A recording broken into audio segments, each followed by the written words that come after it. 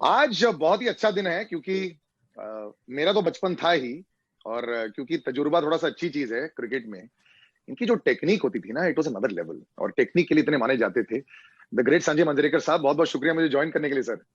Thank you very much, sir. And great नहीं, somebody who tried his best, uh, good batsman.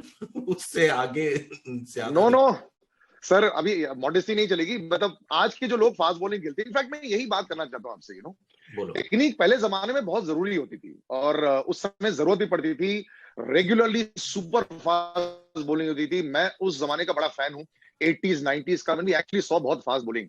मुझे लगता है कि आजकल थोड़े स्पीड गन पर 145 150 देख लिया, बड़े एक्साइटेड हो जाते हैं हम लोग। बट बैट्समैन जितनी आसानी से आज खेलते हैं, मेरे दोस्तों में अक्सर डिस्कस करते हैं ऐसा क्या हो गया जो इतना चेंज हो गया। क्योंकि टेक्निक मुझे लगता है कि आप लोगों की, आपकी जनरेशन की बेटर थी। तो सडनली ऐसा क्या हो गया कि हमें फास्ट बॉलिंग ज्यादा इजी दिखता है आज, जो कि है नहीं। ऐसा क्या चेंज हुआ है? एक छोटी सी चीज चेंज हो गई है। मैं आपको गेस करने जी को बोलता हूँ कि lot of people don't realise कि एक छोटी सी चीज जब क्रिकेट में आ गई तो उससे जी इतना बड़ा फर्क पड़ गया। Balance between bat and ball जो हम बार बार बोलते हैं, उसमें तो बिल्कुल जी एकदम ऐसे जब होता था बैट एंड बॉल का जी। बैलेंस, तो अभी बैट इधर और बॉल इधर है। तो just one little thing to tell me. Bouncer. No sir, is it the bouncer? It is the equipment, helmet. अच्छा।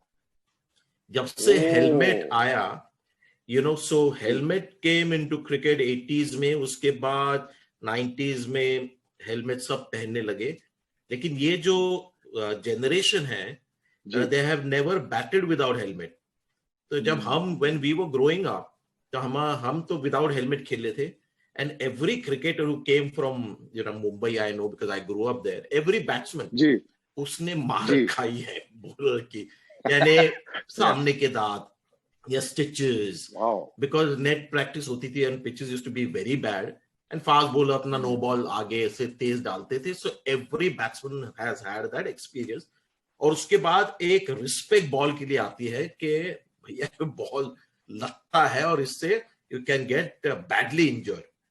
तो तो ये फेयर जो फैक्टर उस समय बहुत था। Fair factor. एग्जैक्टली, एंड उसके वजह से जो फियर था ना, उससे वो थोड़ा बैलेंस बन गया था कि batsman, very few batsman had no fear of the ball and played as if ये बॉल टेनिस बॉल जैसा है। आजकल every batsman plays like that. उस जमाने में सिर्फ विव रिचर्ड्स थे जो कैप डाल के आज के जमाने के जो बल्लेबाज है वैसे खेलते हैं। So the helmet has made one hell of a difference. और lot of people don't realise कि उसके वजह से बहुत फर्क पड़ गया क्रिकेट में।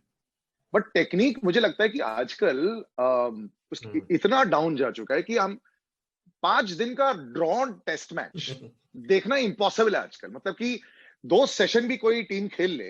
एंड अभी क्योंकि टेस्ट मैचेस में हम जाने वाले हैं, एंड बहुत समय तक क्रिकेट नहीं खेला। फिर ये शॉर्ट फॉर्म क्रिकेट, अब लॉन्ग फॉर्मेट क्रिकेट में मुझे लगता है कि नॉट जस्ट भारतीय क्रिकेटर, दुनिया के क्रिकेटर्स थोड़ा भूल चुके हैं। तो इसलिए तभी जो रूट की बड़ी कदर करते हैं, स्टीव स्मिथ की बड़ी कदर करते हैं। बट आपको क्या लगता है कि ये टेस्ट क्रिकेट को रिवाइव करने के लिए कुछ चेंजेस लाने पड़ेंगे, कि ताकि फियर वापस आ जाए और ताकि टेक्निक पर थोड़ा ज्यादा लोग सोचें? एक्चुअली फियर वापस आ जाए तो मजा आ जाएगा, क्योंकि फिर बॉलर्स की जो असली, जो उनकी वैल्यू है और जो जी उनका जो इम्पैक्ट होना चाहिए वो हो जाएगा टेस्ट क्रिकेट में। क्योंकि आजकल तो फास्ट बॉलर आता है और ये लोग बैठ के ऐसे पैडल स्वीप एंड दिल Yeah. Scoop and all that, वो सब होता है। टेल एंडर आके ऐसे चलाते हैं बल्ला और 6 जाता है विकेट कीपर के ऊपर। बट ये जी होने वाला है नहीं। So this is all wishful thinking. हमारे जमाने में 89 में, हमारे जमाने में, आजकल मैं बोलने लगा so I become quite old. Yeah. 89 में हम लोग पाकिस्तान गए थे। सनी लोग Yes. 4 टेस्ट मैचेस खेले, चारों draw. So Wow. That was not a good thing. तो Yeah. एक्चुअली ये जो हो रहा है अच्छा है कि रिजल्ट्स आ रहे हैं। आजकल तो बोल रहे हैं कि 4 दिन का टेस्ट मैच करे। So the defence has gone down obviously, because defence की प्रैक्टिस हम 24 घंटे करते थे, because that was the only thing for us कि जाके टेस्ट क्रिकेटर बनना है।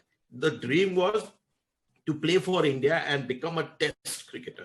Abhi you've got 3 options, Yeah. and सबसे attractive option जो people enjoy, people watch and it's lucrative is T20। और उसके लिए डिफेंस की प्रैक्टिस की जरूरत नहीं है। तो ये जो एनवायरमेंट, क्लाइमेट चेंज हो गया, उसके वजह से अकॉर्डिंगली प्लेयर्स अपना गेम प्रिपेयर करते हैं. So nobody is really practising defensive batting, क्योंकि उसका उतना बड़ा कुछ फायदा है नहीं आजकल क्रिकेट में. Cheteshwar Pujara unfortunately will be a dying breed, ऐसा लोग बोलते हैं, लेकिन जब भी वो खेलते हैं, और एक तो लंबे समय के बाद खेलते हैं क्योंकि इतना अवसर नहीं मिलते उनको, लेकिन जब भी वो खेलते हैं, और अब जैसे हम ऑस्ट्रेलिया जाएंगे फिर इंग्लैंड के साथ खेलेंगे, आपको लगता है कि उनको थोड़ा सा एक अलग जरिया देना चाहिए या फिर एक अलग स्टैंडिंग देनी चाहिए? क्योंकि एक आदमी जो लिटरली 4 या 5 महीने ही क्रिकेट खेलता है, तो उसके बाद भी जब क्रिटिसिज्म आती है, वो कैसे फलक्रम है भारतीय क्रिकेट टीम के बैटिंग के, अगर उनको बाय मिस्टेक 2-3 मैचेस में नहीं खेले, अगर हटा दिया, तो हम सब बहुत प्रॉब्लम में आ जाएंगे. He is like literally the only person left from that breed of cricketers. That's a very good actually point. क्योंकि उसके पहले के जनरेशन में VVS Laxman was the same. कि टेस्ट टू टेस्ट खेलते थे, लेकिन ऐसा लग रहा था कि हर मैच इंडिया के लिए खेल रहे, क्योंकि उनका फॉर्म उसी तरह का रहा. एटलीस्ट 6-7 years वो सिर्फ टेस्ट क्रिकेट खेले थे. So it was something that I used to really admire. मैं उनको मैसेज भेजता था कि वेल डन यार जी, it's not easy. Pujara is also in that same thing. Ajinkya Rahane मुझे लगता है आस्ते आस्ते उस ब्रैकेट में आ जाएंगे. तो थोड़ा मुश्किल है उनके लिए. और लोगों अभी see people everybody wants KL Rahul in the test team. Yes. Because they have seen his T20 and 50 overs performances. तो वो पुजारा नहीं कर पाते. या जो for example Hanuma Vihari, people have forgotten about him. लेकिन जब टेस्ट ऑस्ट्रेलिया में होगा and you'll watch it on Sony 10, Sony 10-3 and Sony 10-6 पर, तब ये लोग फिर से आ जाएंगे आपके फेवरेट पुजारा. तो उस चैनल पे होंगे. आपको लगता है कि यू मेंशन केएल राहुल, क्या वो बीच में जैसे सैमसन को अभी थोड़ा सा फॉर्म में देखा था हमने, पंत का तो ऑलवेज देखते हैं मिस चांसेस, और मुझे ये बहुत लगता है कि उन्होंने परफॉर्म किया, लेकिन long rope has been given to him. अब ये 4 जो क्रिकेटर्स हैं, इनमें से कोई आपको लगता है कि Rohit Sharma, KL Rahul, Samson, you think they can make space in this test team? Of course, KL Rahul as a wicket keeper, I'm asking, in place of say Pant. Do you think Australia और England के लिए ये investment किया जा सकता है? देखिए, test keeping is a very specialised job. कि अगर वहां पर आपने स्टीव स्मिथ का कैच ड्रॉप किया, तो स्टीव स्मिथ कैन गेट 200 या 300 बनाएंगे. टेस्ट क्रिकेट में होता है. तो कीपिंग इज वेरी इंपॉर्टेंट. तो टेस्ट कीपिंग में ये सोचना चाहिए कि who is the best Indian test keeper. And क्योंकि वहां पर ज्यादा फास्ट बॉलिंग होगी, तो which is the best Indian keeper who is good against pace bowling, और उसका आंसर है Wriddhiman Saha. And Saha actually was out because of injury, और उसकी वजह से पंत आ गए थे. तो मुझे लगता है कि पहला टेस्ट मैच जो होगा ऑस्ट्रेलिया में, तो पहले तो T20s एंड वनडेज होंगे, लेकिन जब टेस्ट मैच होगा तो I have a feeling Saha will be the preferred choice and would be the right choice as well.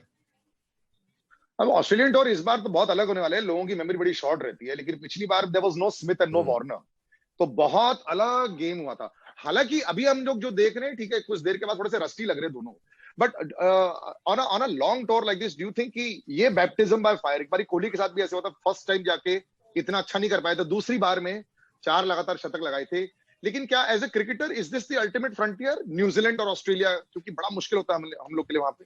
नहीं, मैं मानता हूं एक्चुअली पिचेस के ऊपर डिपेंड होता है. ऑस्ट्रेलिया पहले काफी डिफिकल्ट एक वेन्यू था. अभी ड्रॉप इन पिचेस आ गई, you know about drop in pitches, right? तो हर एक स्टेट का वहां पर एक अलग एक नेचर था पिच का. Perth used to be really fast and bouncy. Brisbane actually सबसे डिफिकल्ट था. उसके बाद मेलबर्न सबसे फ्लैट, एडिलेड एंड सिडनी पे बॉल टर्न होता था आजकल. लेकिन because of drop in pitches, all pitches are similar in Australia more or less. तो वहां पर अगर आप स्कोर्स भी देखिए, when you look at Indian players also overseas, they have actually performed well in Australia. New Zealand last time ball बहुत हिल रहा था, इसलिए कम स्कोर हो गया. लेकिन न्यूजीलैंड में India have done well when the pitches are flat. सबसे difficult venue है, और आप सब दिग्गज जो बल्लेबाज है इंडिया के, उनका रिकॉर्ड आप वहां पर देखिए, वो है south Africa. So the toughest frontier and venue and toughest country for batsmen to get runs is South Africa. And you look at everyone's record, Tendulkar ले लो या सहवाग ले लो या द्रविड ले लो या कोई भी, उनका साउथ अफ्रीका में record is not as good as say in Australia, England or New Zealand. तो चलो अच्छा, अभी हम साउथ अफ्रीका नहीं जा रहे क्योंकि अभी जरूरत नहीं आ जाने के लिए। Radio City.